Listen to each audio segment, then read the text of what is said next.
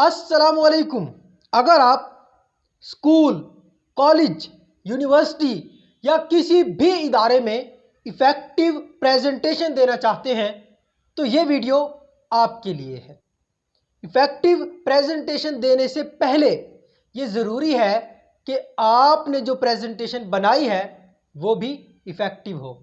ऐसी प्रेजेंटेशन बनाएं जिसको प्रेजेंट करना आसान हो। प्रेजेंटेशन कैसे तैयार की जाए इस वीडियो में यही बताया जाएगा, और प्रेजेंटेशन देनी कैसे है वो अगली वीडियो में बताया जाएगा। अगली वीडियो देखने के लिए आप इस चैनल को सब्सक्राइब कर लीजिए, बेल आइकन को क्लिक कर लीजिए ताकि तमाम आने वाली वीडियोस आप तक बर वक्त पहुँच सकें। प्रेजेंटेशन कैसे देनी है?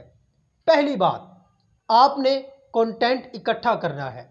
आपने वो कंटेंट इकट्ठा करना है जिसको आप प्रेजेंट करना चाहते हैं। आप क्या प्रेजेंट करना चाहते हैं वो तमाम कंटेंट आप गूगल से लें, किसी बुक से लें, किसी टीचर से लें या अपने दोस्त से लें, किसी से भी लें। आप पहले कलेक्ट कर लें। दूसरा पॉइंट देखें, अगर तो आपने मैथमेटिकल प्रेजेंटेशन देनी है तो आप वाइट बोर्ड का यूज़ करेंगे और आप प्रेजेंटेशन अच्छे से दे लेंगे। लेकिन मसला कहाँ आता है? जब आपके पास ओरल प्रेजेंटेशन हो, वो कंटेंट जिसको आपने लिखना नहीं, वो कंटेंट जो आपको बोलना पड़ता है, मैथमेटिकल कंटेंट नहीं है, थ्योरी है, उसको कैसे प्रेजेंट करना है? इसको प्रेजेंट करने के लिए ज़रूरी है कि आप उस तमाम कंटेंट को किसी ऐसे इफ़ेक्टिव टूल में लिखें जिससे प्रेजेंट करना उसको आसान हो जाए। यानी कि आप स्लाइड्स का इस्तेमाल करें। पावर पॉइंट में स्लाइड्स बनाएं जिससे आप अच्छे से प्रेजेंटेशन दे सकें। आप जो बोलें वो लिखा हुआ हो ताकि देखने वाले, सुनने वाले उसको देखकर, सुनकर अच्छे से समझ सकें। तीसरा पॉइंट निहायत इम्पोर्टेंट पॉइंट है। इस पॉइंट में दो सवाल हैं। पहला सवाल कि आपकी प्रेजेंटेशन से सामुईन को क्या फ़ायदा होगा। दूसरा सवाल, क्या आपकी प्रेजेंटेशन सामुईन के मायार के मुताबिक है या नहीं। आप इन दोनों सवालों को माइंड में रखें और सोचें, क्या आपकी प्रेजेंटेशन से किसी को फ़ायदा होगा तो क्या फ़ायदा होगा। आपकी प्रेजेंटेशन उनके मायार के मुताबिक है या नहीं। जब ये दोनों बातें आपके माइंड में आएंगी तो आपको बहुत सी चीज़ें क्लियर हो जाएंगी कि आपने प्रेजेंटेशन कैसे देनी है जिससे लोगों को ज़्यादा से ज़्यादा फ़ायदा हो। आप तब तक प्रेजेंटेशन नहीं देंगे जब तक आपके माइंड में ये दोनों सवाल क्लियर नहीं हो जाएंगे।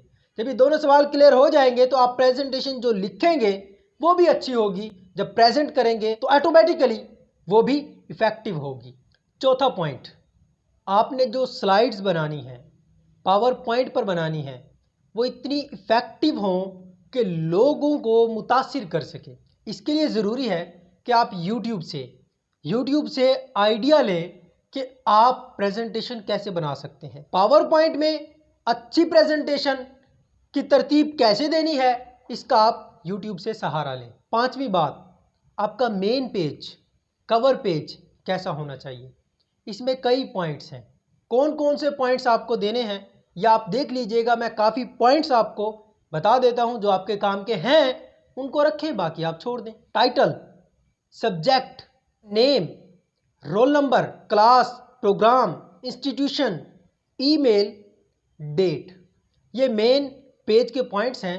जो आपको अच्छे लगें आप उनको लिखें।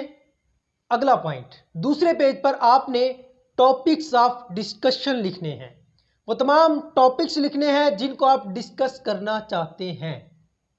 आप फिर उनको अच्छे से आगे डिस्कस करेंगे। इससे होगा ये कि आपके सुनने वालों को क्लियर हो जाएगा कि उनको कहाँ पर क्या फ़ायदा होगा, कौन से इंपॉर्टेंट पॉइंट्स हैं जिनको उनको अच्छे से सुनना चाहिए। नेक्स्ट, जो आप कंटेंट तरतीब देंगे उसमें कुछ चीज़ें बहुत ज़्यादा इम्पोर्टेंट होंगी।